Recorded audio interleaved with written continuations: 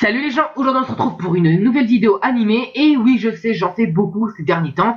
Voilà, mais vu qu'on est en vacances, je me suis dit que beaucoup de personnes, enfin probablement, sont à la recherche d'animés. Voilà, donc moi je vous propose des animés à regarder.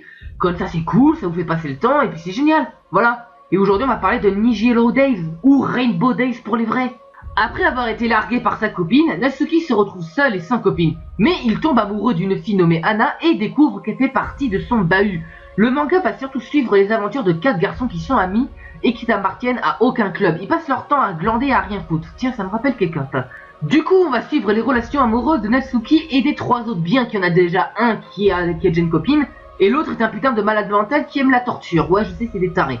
Mais bon, ça reste quand même cool. Alors ça reste bien évidemment basique, il n'y a rien de nouveau dans ce shoujo. Par exemple, le beau gosse de service qui fait craquer toutes les filles, mais comme par hasard, une fille à caractère lui résiste, et ce dernier va tomber amoureux d'elle, tu vois. Ce genre de truc c'est basique, mais ça marche. Bien que l'anime n'apporte rien de nouveau, il réussit à te projeter dans l'histoire, et ça c'est génial. Vous savez déjà tous que je kiffe les shoujo, j'en ai lu un nombre incalculable, et du coup, sans me vanter, j'ai une certaine expérience avec ce genre de manga. Je connais à peu près les règles à respecter dans les shoujo. Et ce qui est cool dans ce shoujo justement, c'est que tu suis les relations de 4 garçons qui ont un caractère bien à eux. Par exemple, un des 4 mecs a déjà une copine. Déjà, tu peux te faire une idée sur ce genre de personnage, sur ses actions et sur son attitude envers sa copine. Ou encore, t'as un autre des 4 mecs, lui, il a plusieurs facettes de sa personnalité. Et ça fait de lui un mec complètement attardé, mais attirant pour les filles. En clair, tu vas suivre pas une relation, mais 4 relations. Et ça, c'est cool. Alors attention, l'anime contient 24 épisodes de 13 minutes seulement. Ouais, je sais, c'est court,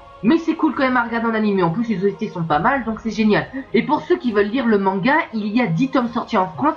Moi, par exemple, tu vois, avant de commencer l'anime, j'avais lu les 3 premiers tomes. Donc déjà, pour ceux qui veulent lire le manga, je vous encourage bien évidemment à le faire. Donc, je pense avoir fait le tour dans cet anime, donc je vais éviter au mieux de ne pas vous spoiler. Mais je peux vous le recommander. Si vous êtes en manque d'anime, bah regardez Nigelo Days, parce que c'est cool. Voilà. Donc moi je me casse, je vous laisse tranquille et puis salut.